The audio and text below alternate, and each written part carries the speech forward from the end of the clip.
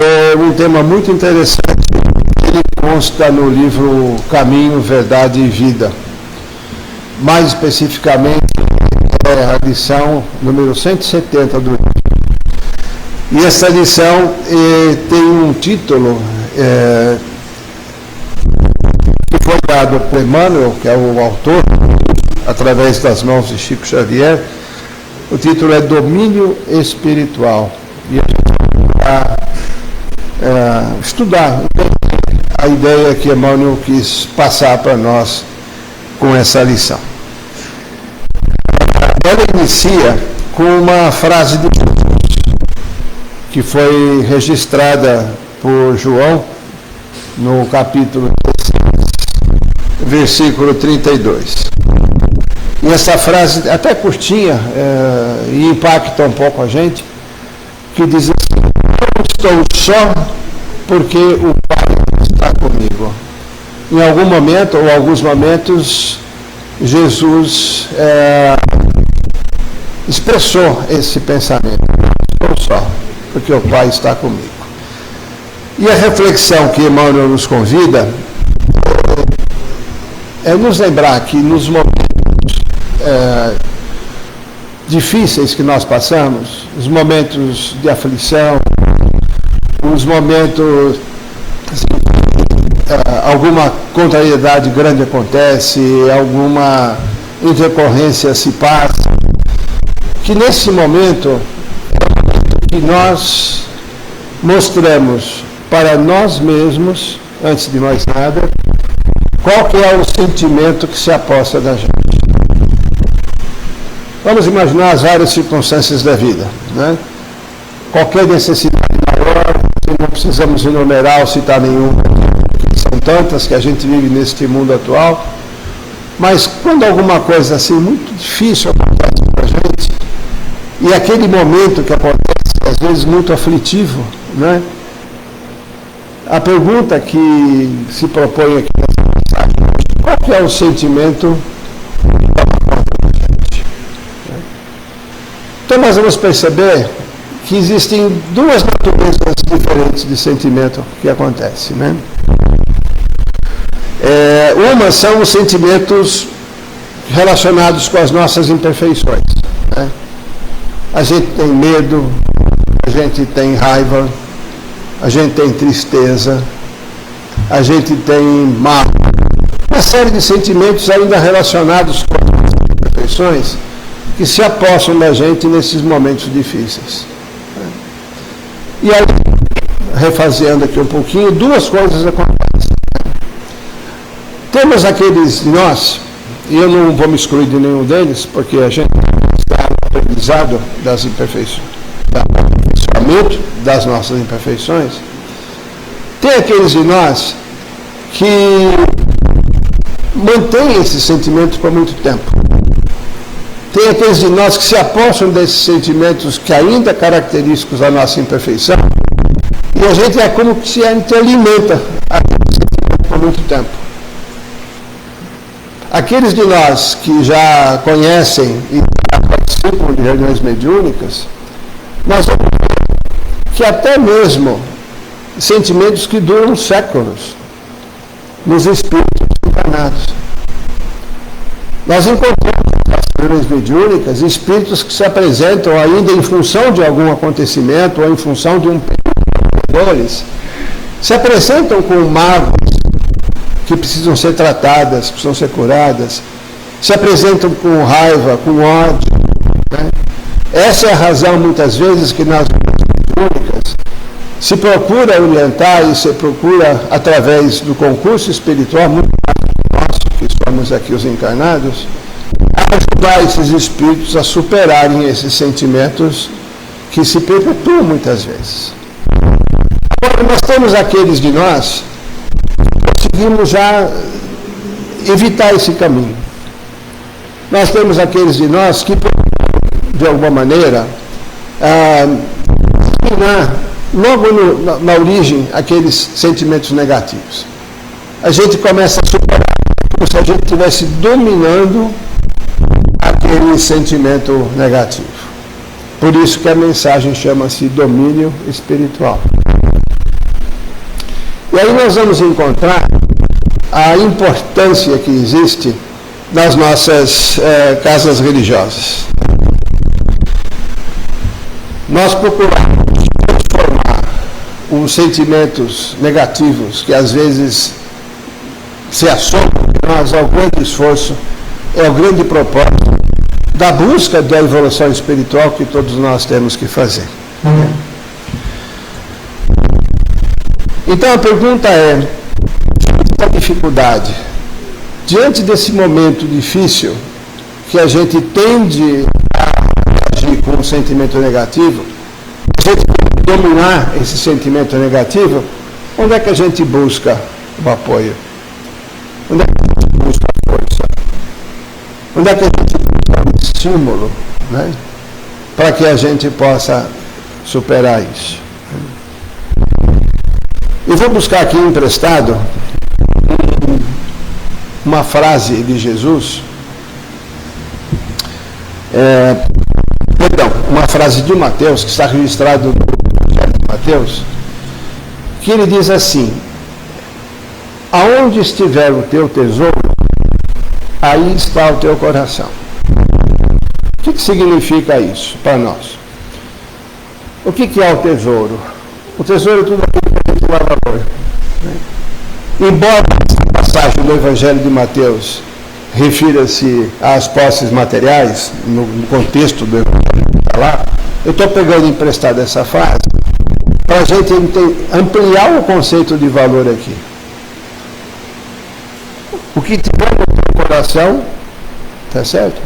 Aí, de uma certa maneira, você tem a sua preocupação, né? Aquilo que alimenta, aquilo que nós temos valor, aquilo que é o meu valor, é aquilo que vai para o meu coração e fica lá. Vamos trabalhar um pouco esse conceito, né? Quando nós gostamos de uma coisa, quando nós somos, às vezes, até tem expressão fanáticos por algo, né? A gente pensa sempre naquilo, a gente valoriza aquilo. Aquilo passa a ser motivo da nossa preocupação. Vamos voltar um pouquinho. Eu vejo que nós temos pessoas aqui das várias idades, né? Então, me perdoem aqueles que são mais novos, né?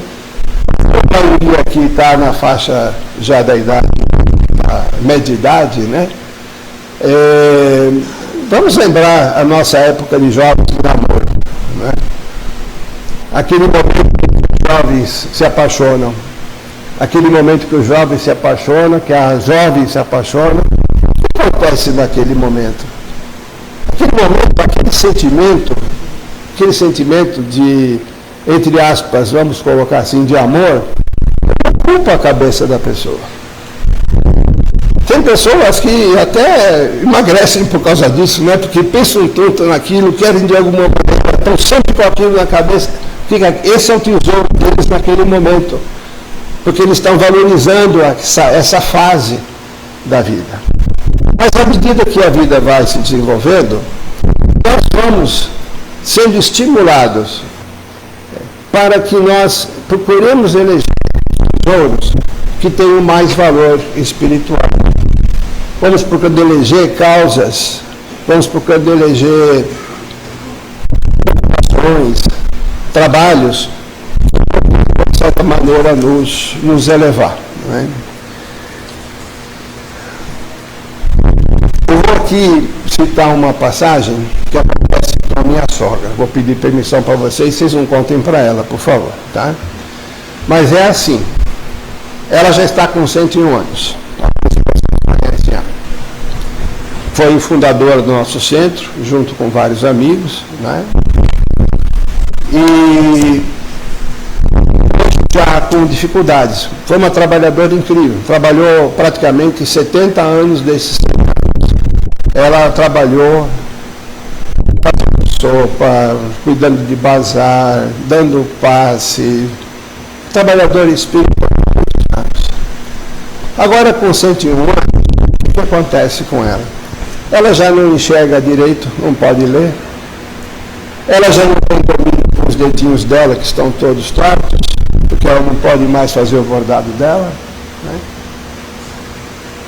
ela já não escuta direito, ela não pode nem ver aqueles programas de televisão que ela gosta, e a gente procura, de uma certa maneira, atenuar isto, né? Aí eu pergunto para vocês, o que vocês acham que é o tesouro dela? O que vocês acham que é o que mantém ela, que traz força para ela superar esse momento que está ali? Qual é o sentimento que habita nessa criatura, né? Algo que a mantenha viva, com vontade de viver. Não é difícil a gente estimular. A preocupação dela com todos os familiares. Como é que estão os filhos? Como é que estão as noras e os genros? Como é que estão os netos? Como é que estão os esposos e as esposas dos netos? Como é que estão os bisnetos? Quer dizer, então, gente, essa é o tesouro dela. Mas tem mais um tesouro para vocês. Né? A primeira coisa que ela pergunta quando a gente chega na casa dela é o seguinte: como estava o centro hoje? Tinha bastante gente, não sei. Quem é que foi fazer a palestra?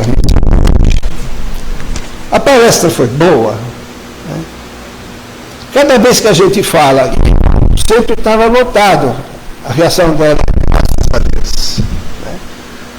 Quando a gente fala, nossa, tivemos lá uma pessoa que fez uma palestra incrível, foi muito boa. Graças a Deus. Né? Percebe o que eu estou querendo transmitir? Que ela tem isso como tesouro dela.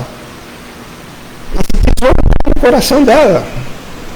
E isso é um sentimento que evita com que caiam os outros sentimentos mais difíceis. Que é uma tristeza, que é uma depressão, alguma coisa.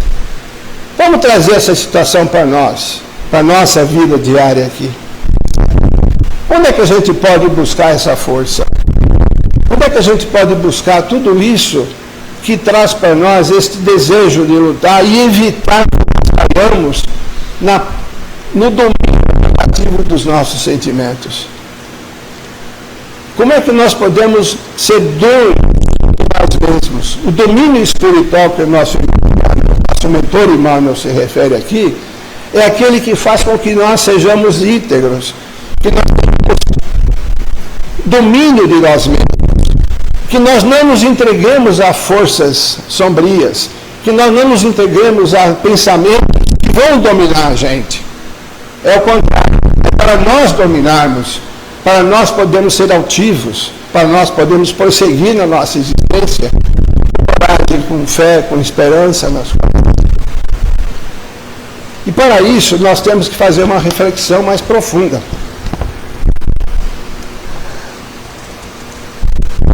Nós temos um livro chamado Depois da Morte. Esse livro é de autoria de Leon Denis, o filósofo. Também era... Os filósofos da idade do século XIX eram filósofos que tinham um conhecimento enorme de muitas coisas. Eles dominavam muitas coisas. Né? E ele começou a pesquisar uma coisa muito interessante. Importante citar que ele foi um dos continuadores de Kardec, foi contemporâneo de Kardec. Ele recebeu uma referência elogiosa a comunidade espírita internacional atribuiu a ele o papel de apóstolo do espiritismo, tá certo? Porque ele foi o grande sustentáculo de toda a obra de Kardec a partir do momento que Kardec encerrou a sua trajetória aqui na Terra. E nesse livro, muito interessante, eu estimulo aqueles que gostam de ler e têm interesse por esses assuntos. Nesse livro, ele nos mostra uma coisa muito interessante.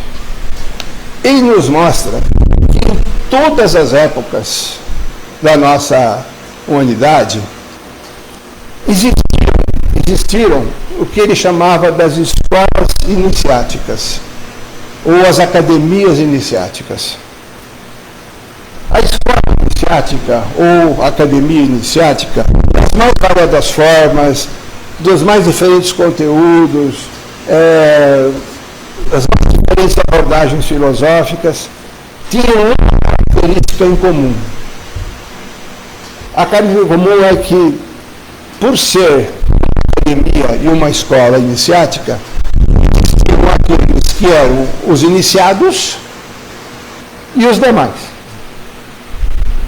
Os iniciados, eles só poderiam, de alguma maneira, aprender e estudar à medida que eles se inscrevessem, à medida que eles seguissem um determinado critério da academia iniciática. E a maior parte delas era por degrau.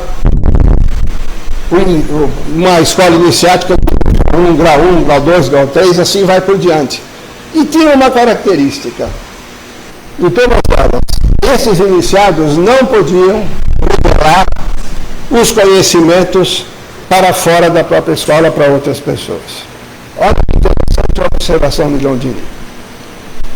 Isso foi desde a época da Índia.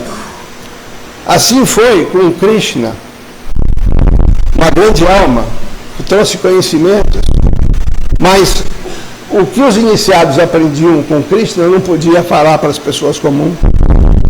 Depois veio o Buda, e assim depois foi para a Índia, assim foi depois para a Grécia, para o Egito, né? Primeiro o Egito, a cronologia, né, dos nossos séculos, até chegar em Jesus. O que transmite para nós é o seguinte, que em toda a época, todas as escolas iniciáticas que existiram, elas tinham a característica de manter um determinado conhecimento que se aprofundava apenas de domínio dos iniciados. E os demais que não participavam da academia não podiam ter acesso àquele conhecimento. Característica geral. E outra revelação que ele faz, que todas elas tinham conhecimento da sobrevivência da alma, do espírito. Todas elas tinham conhecimento dos processos de reencarnação. Todas elas tinham certos domínios que ficaram, de uma certa forma, meio obscurecidos por esta população. Chegando a um momento importante, que foi a chegada do cristianismo. Na Grécia, vamos ver, lembrar bem que na Grécia antiga, no chamado oráculo de Delfos, o que aconteceu lá? Foi quando Moisés falou, olha, para com isso, tá certo? Porque eram os iniciados que faziam. Eram os iniciados que, de uma certa maneira, transmitiam os oráculos e conversavam com os espíritos. A hora que aquilo começou a popularizar demais e começou a ser mal utilizado, começou a ser subvertido o seu valor, aí vem o legislador, mas não pode parar com esse negócio. Ou seja, eles já sabiam da existência dos espíritos, conheciam o processo de reencarnação.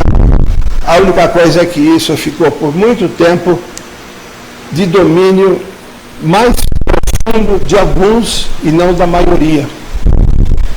E é quando chega Jesus, que Jesus resolve colocar tudo isso ao acesso de todo mundo, usando a cultura da época de uma certa forma. Ele começou a mostrar para nós, Jesus, que a vida espiritual, que o reino dos céus era alguma coisa acessível a todos, que todos nós poderíamos ter acesso, e inclusive um pouco a estrutura das escolas iniciáticas que existiam naquela época, né?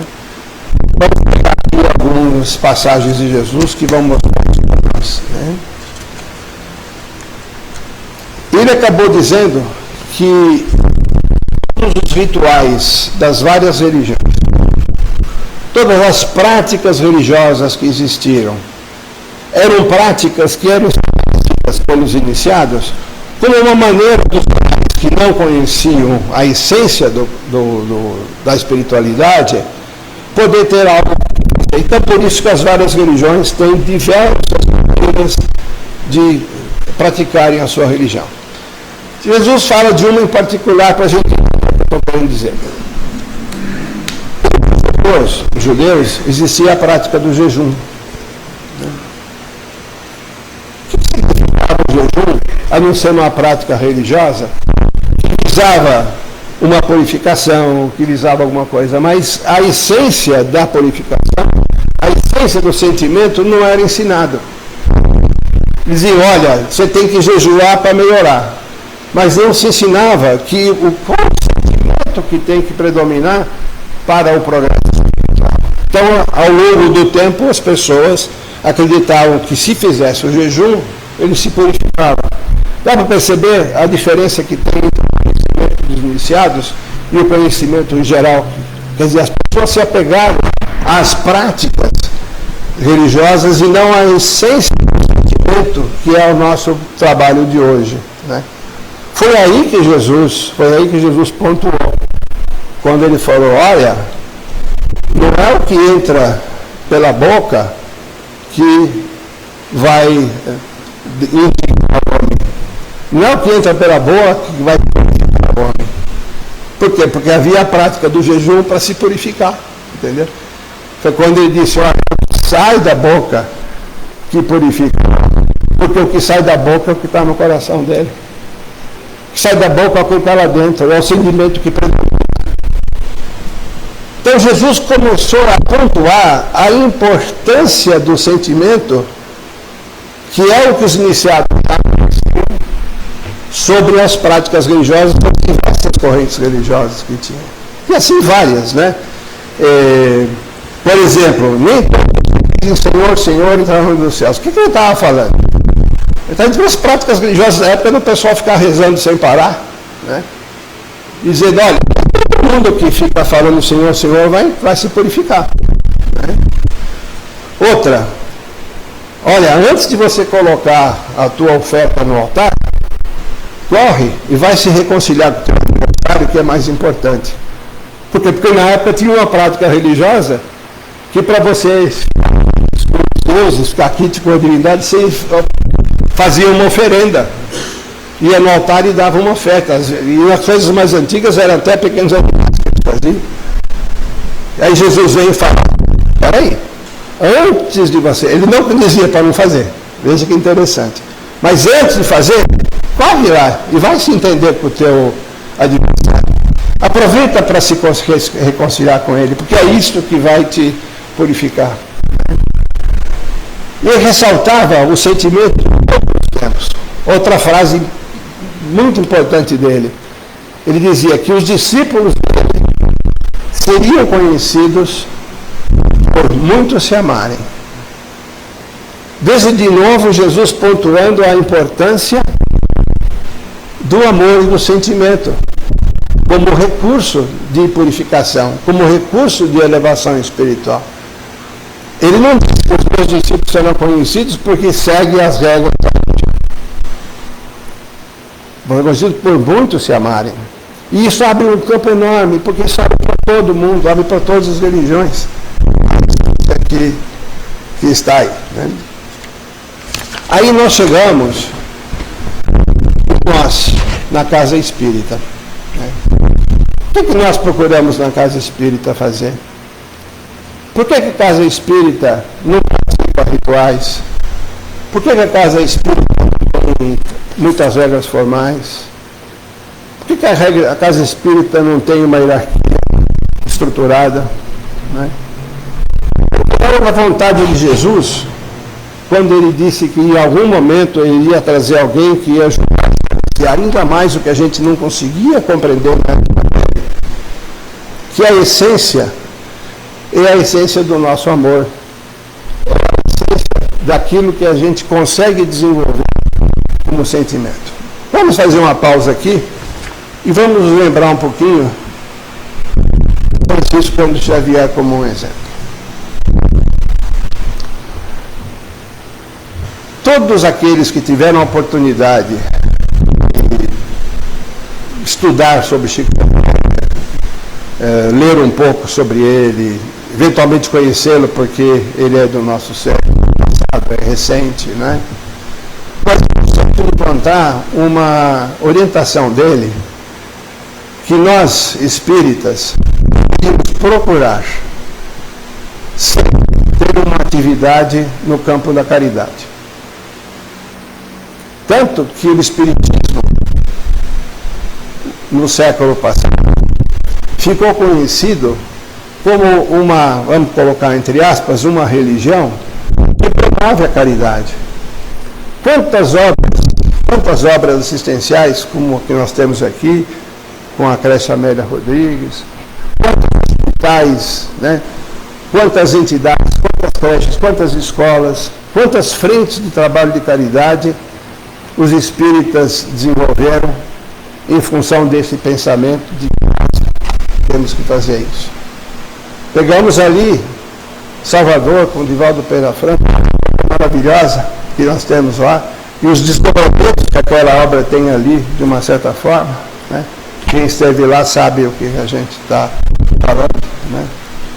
Então a grande pergunta é por que havia esta orientação dos espíritos através de médiuns como o Chico, de médiuns como o Divaldo, para que nós procurássemos dedicar um pouco do nosso tempo para uma obra de caridade. Qual a razão? Para nós ficarmos rotulados? Porque eu vou lá para ajudar os outros? É essa a razão? Eles sabem que, na realidade, toda a participação numa obra assistencial, antes de mais nada, traz para nós, primeiramente, a oportunidade de exercitarmos o nosso sentimento. Nos traz a oportunidade para cada um de nós de procurarmos o nosso sentimento. Várias casas aqui de Santa Maria, com certeza, eu não sei se temos isso, mas muitas têm o trabalho, por exemplo, de sopa de rua. A pessoa pergunta para nós, né? Mas escuta, essa pessoa vai comer uma vez por semana só? Certo? E começam a questionar. Por que eu vou entregar sopa? Né? A pessoa precisa comer todo dia. Né? Tem um restaurante popular aqui de R$1, você vai lá. Tá certo? Mas na realidade essa não é a proposta. Ela pode ser a porta de entrada, ela pode ser a porta de abertura para alguém que tem o desejo de fazer alguma coisa. Mas na realidade, isto é uma oportunidade espetacular, é uma oportunidade fantástica para nós educarmos o nosso sentimento. Para nós podermos chegar ao lado do irmão necessitado, que a gente talvez nunca tivesse a oportunidade de fazer isso, outra coisa, e sentar e conversar com ele, entendê-lo um pouquinho mais, fazê-lo sentir, não julgar, ver a realidade que tem. Quantas são as oportunidades que nós temos de podermos exercitar o nosso coração através da prática da caridade. Vamos lembrar que nós precisamos disso. Nós não vamos ter o que o nosso mentor Emmanuel fala, o domínio espiritual das nossas emoções. O nosso conhecimento espiritual vai ser feito à medida que nós conseguirmos, nas situações difíceis, dominar nossas emoções, ou saber como pelo menos mitigar diminuir um pouco a nossa emoção, qual o recurso que eu uso naquele momento difícil, para que eu consiga passar por ele com mais tranquilidade, passar por ele com mais força. Né? Gente, eu posso dizer isso para vocês. Nós estamos aqui hoje, eu particularmente estou aqui hoje, transmitindo algo que eu aprendi. Não estou dizendo que eu ainda tenho isso dentro de mim. Eu também estou trabalhando, exercitando. Todas as vezes que me vem um sentimento mais difícil, eu penso e paro e penso, como é que eu vou evitar que esse pensamento me domine? Como é que eu vou evitar um pensamento de melindre que me acompanha? Gente, nós estamos na casa religiosa, nos clubes, estamos no trabalho, estamos na família. Não vamos imaginar que seja fácil a gente navegar por essa vida assim com total domínio das nossas emoções. Mas a proposta não é essa. A proposta é procurarmos entender como como que nós conseguimos, como é que nós podemos conseguir fazer com que esses sentimentos não nos tomem conta e a gente consiga transformá-los, porque eles são naturais. Para uns mais, para outros menos. Temos aqueles que já estão bem adiantados nesse campo, tem aqueles que ainda estão dando as suas mancadas por aí. Mas o importante é a gente tentar entender como que eu transformo um sentimento negativo para ele não me dominar. É isso que é o espiritual que o nosso irmão Emmanuel aqui nos fala, né? Eu gostaria de contar aqui um caso para vocês. Aliás, eu vou pedir permissão, porque nós temos um pouquinho de tempo aqui. Vou pedir permissão para contar 2 casos para vocês. Um acontecido comigo mesmo, né, que mostra como que às vezes a gente se atrapalha dos momentos da vida, né? Graças a Deus não foi nenhum momento muito difícil, mas foi um momento constrangedor, né? Há muito tempo atrás, eu ia para o meu trabalho e eu tinha um amigo que pegava, é solteiro ainda, né? E todo dia passava lá perto do onde ele morava, um apartamento, pegava e ele ia para a fábrica comigo, de tarde ele voltava, estávamos conversando, fizemos amizade. O começo era simplesmente uma carona. Depois esse bate-papo com conhecimento, né? As pessoas, a gente se conhecendo, cada um entendendo um pouquinho o momento do outro, né? E chegou um belo dia, ele falou para mim, ele chamava-se Geraldo, e falou assim para mim: escuta, há tanto tempo aqui conversando, você já conhece minha família inteira, eu conheço a tua, né? Por que você não veio na minha casa? Por que você não veio lá na minha casa para gente? Vem de manhã lá, vem lá tomar um café comigo no domingo. Eu era solteiro, não tinha muito o que fazer no domingo. Foi claro, eu tinha com prazer, né? Aí eu chego lá no domingo, peço para o porteiro, é o apartamento do Geraldo. Ah, é apartamento tal. E lá vou eu. Eu bato na porta, a esposa dele abre a porta com a filhinha dele, que ele tanto falava, né? A filhinha dele que estava lá. E eu falei: olha, eu sou amigo lá da empresa, do Geraldo, me convidou para tomar um café. Eu percebi que ela ficou meio assim, né? Eu não estava esperando, né? Acho que não me avisou, foi para pensar: não, entra aqui, por favor, entra aqui que eu vou lá. Ele está no chuveiro, ele está no banheiro, ele já veio. Aí ela me fez sentar, eu peguei a filhinha dele no colo, comecei a conversar com ele. Gente, quando o Geraldo sai do banheiro, eu estava na casa errada. Vocês imaginem sair uma pessoa enrolada numa toalha, os cabelos desse jeito, né?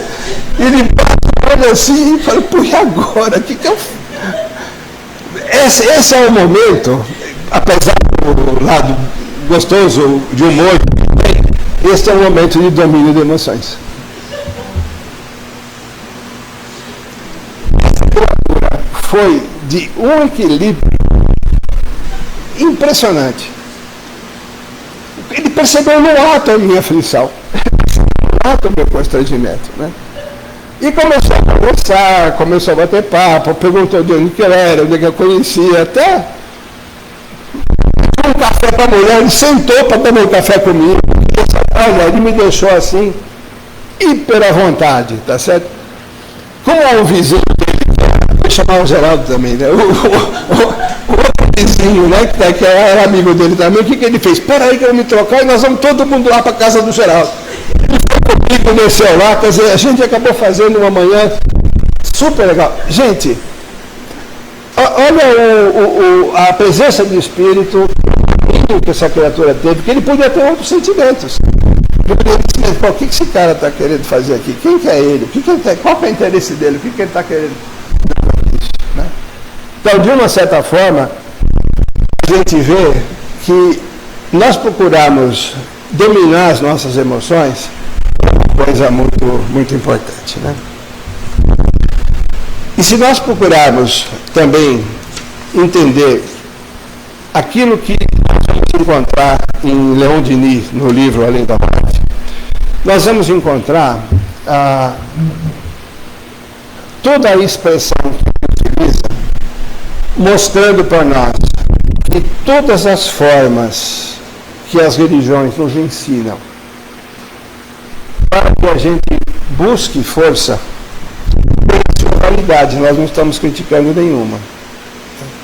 Mas nem todas trazem o que a gente precisa de fato. Nem todas as práticas trazem o que precisa de fato. Vamos entender por que Jesus falava para nós assim: em espírito e verdade eu vos digo. Em espírito e verdade eu vos digo.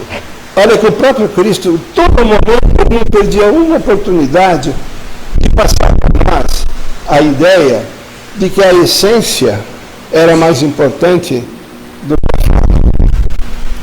Nessa obra nós vamos inclusive aprender sobre os filósofos gregos, e Leon Denis nos conta, e tudo por pesquisa, bem fundamentado nos livros, nas histórias, nas biografias. Eu recomendo muito essa leitura. Ele vai mostrar para nós que Sócrates, como um grande filósofo, ele teve a sabedoria de não aceitar entrar em nenhuma academia iniciática. Ele não quis, ele manifestou que ele não queria participar de nenhuma escola de iniciados e de nenhuma academia de iniciados, porque ele queria manter a liberdade de pensamento dele. Ele queria manter a integridade dele, ele como ele é. Eu penso como eu sou, eu me expresso como eu sou, eu não vou pensar por causa de uma regra, eu não vou pensar por causa de uma determinada prática que uma escola iniciática ou uma religião. Então, gente, isso é muito importante para todos nós. Porque vamos entender agora por que o Espiritismo ele não tem dogmas. Por que ele não tem símbolos? Por que ele não tem proibições nas coisas? Por que ele estimula o livre-arbítrio para nós? Por que ele ensina a gente que nós somos responsáveis pelas nossas escolhas livres, nossas escolhas totalmente de livre-arbítrio? Ele ensina para a gente que nós temos que refletir, temos que dominar as coisas, temos que, de alguma maneira, ver o que nós estamos fazendo, porque tudo aquilo pode ter uma consequência. A causa e efeito, né? Ele procura ensinar, o Espiritismo nos ensina essa situação. Nós já estamos aqui nos aproximando do final, mas eu disse que eu queria contar duas histórias para vocês, né? E eu vou me permitir contar uma outra, que aconteceu recentemente. Aconteceu,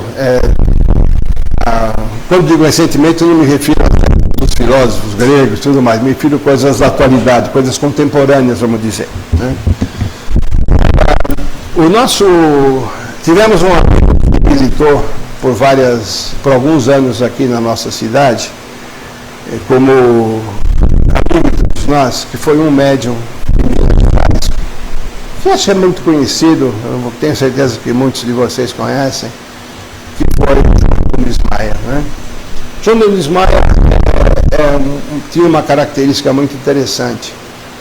João Nunes Maia era um médium que, da mesma maneira que Chico, tiveram a oportunidade de frequentar os bancos escolares mais elaborados, mais sofisticados. Ele acabou praticamente ficando o segundo grau do ensino naquela época, ali no interior de Minas, né?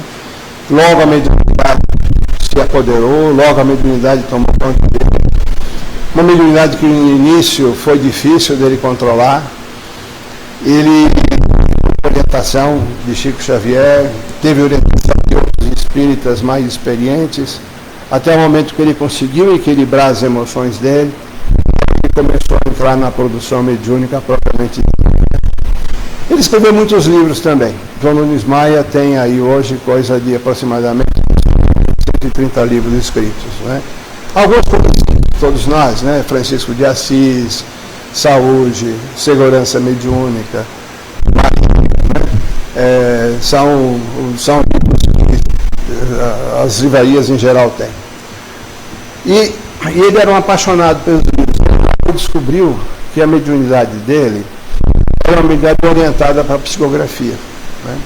Aliás, foi através da psicografia que ele recebeu a mensagem do espírito Mesmer, com a formulação da pomada Vovô Pedro, que muitos de vocês conhecem também, né? Também veio da mediunidade dele, esse tipo de coisa. Bom, ele era apaixonado pelo livro, ele entendia que o trabalho dele era a psicografia, foi orientado por amigos, né? Ele trabalhava muito aqui em Santo André, porque tinha familiares aqui, esteve vinculado com a oportunidade de trabalhar junto com ele na produção de alguns livros, né?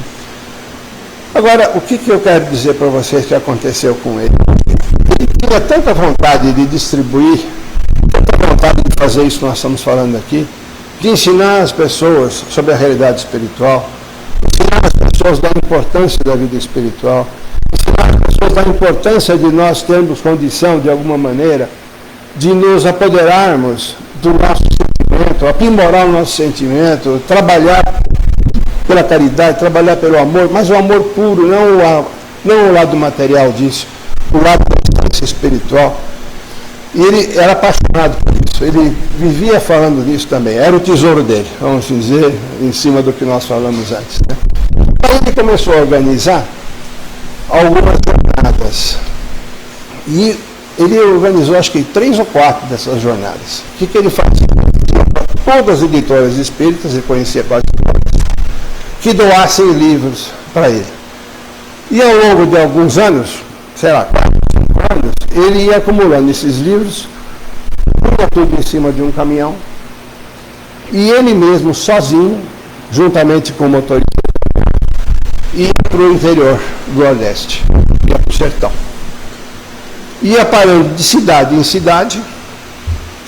Quando ele chegava na cidade, ele punha ali uma banquinha na praça, olha a coragem dele, botar uma banca de livro espírita na frente da praça da igreja, né?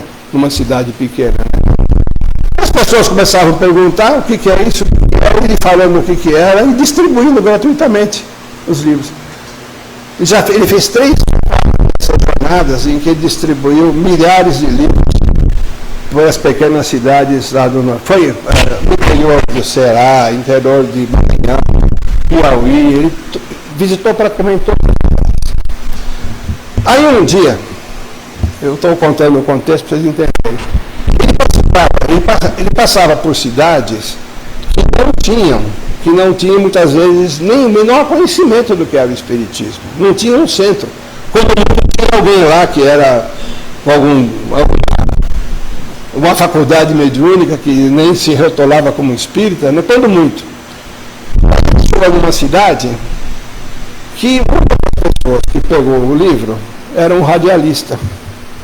E o radialista ficou maravilhado.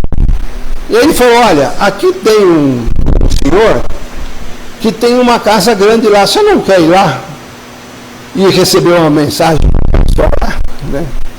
E vai lá visitar, vai lá conhecer. Eu aviso na rádio, eu ajunto um monte de gente lá, né? Assim, você está falando para cada um aqui, você fala para todo mundo lá. E ele concordou e foi, né? Só que quando ele chegou lá na casa, o que aconteceu? Era um lugar grande, era uma garagem grande. A pessoa ficou noticiando na rádio, né? Olha, cidade tal, tem um médium na cidade, vem ver o médium. Depois eu penso aquele tipo de situação assim tão intensa, né? Que ele ficou constrangido, né? Mas ele chegou lá, ele sentou, ele é tipógrafo, né? E todo mundo começou a olhar para ele, né? Achando que alguma coisa ia acontecer. E ele não tinha nem um pedaço de papel da barra, né? Não tinha nada. Aí ele começou a falar, e agora, como é que eu vou fazer? Eu vou decepcionar esse pessoal todo aqui. Olha o controle da emoção aí.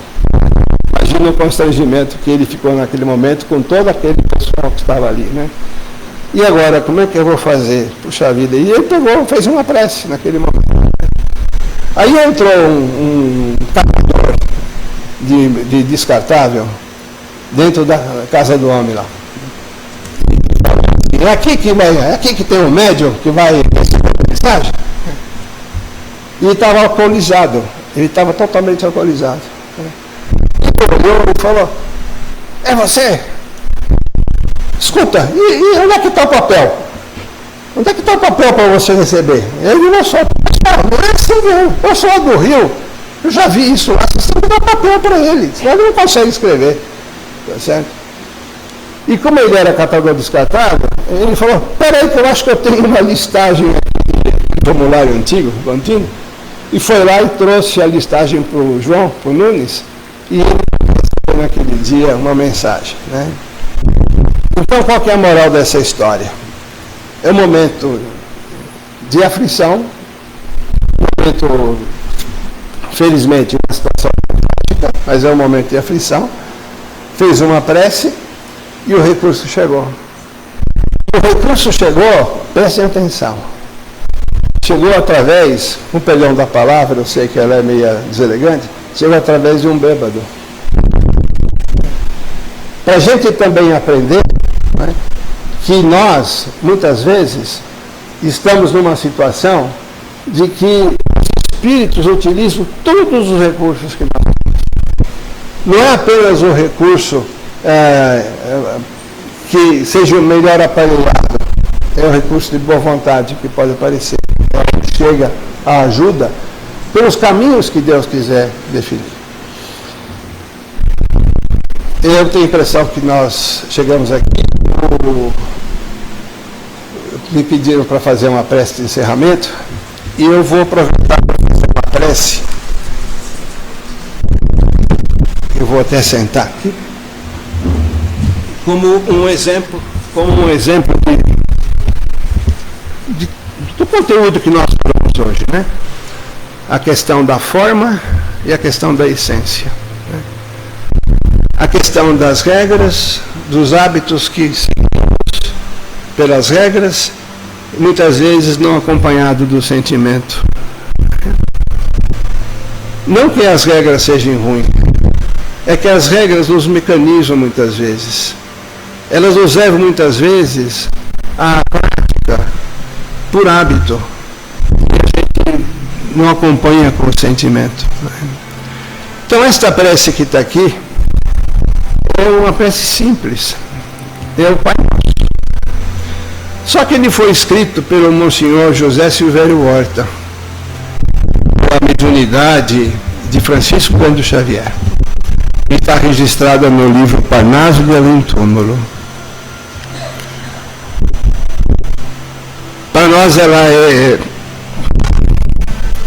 tem um toque especial, porque o Monsenhor Horta é um dos mentores do nosso centro. Né? Então é difícil da gente, às vezes, segurar a emoção pela sintonia que a gente sente nessa hora. Mas ele diz assim: Pai nosso que está nos céus, na luz dos sóis infinitos, Pai de todos os aflitos deste mundo de escasseus. Santificado, Senhor, seja o teu nome sublime, que em todo o universo exprime concórdia, ternura e amor. Venha ao nosso coração o teu reino de bondade, de paz e de caridade na estrada da redenção. Cumpra-se teu mandamento, que não vacila nem erra, nos céus como em toda a terra, de luta e sofrimento. Evita-nos todo o mal, dá-nos o pão do caminho, feito da luz no carinho do pão espiritual. Perdoa-nos, meu Senhor, de iniquidade e de dor, os débitos tenebrosos de passados escabrosos. Auxilia-nos também nos sentimentos cristãos a amar nossos irmãos que vivem longe do bem. Com a proteção de Jesus, livra nossa alma do erro sobre este mundo distante da vossa luz. Que vossa ideal igreja seja o altar da caridade, onde se faça a vontade do vosso amor, assim seja.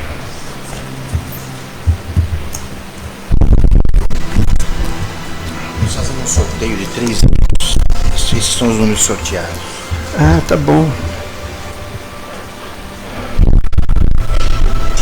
Obrigado. O Gemílio está pedindo para te noticiar aqui os livros que foram sorteados. O número 12, número 25 e o número 74. Repetindo, 12, 25 e 74. Gente, muito obrigado a todos.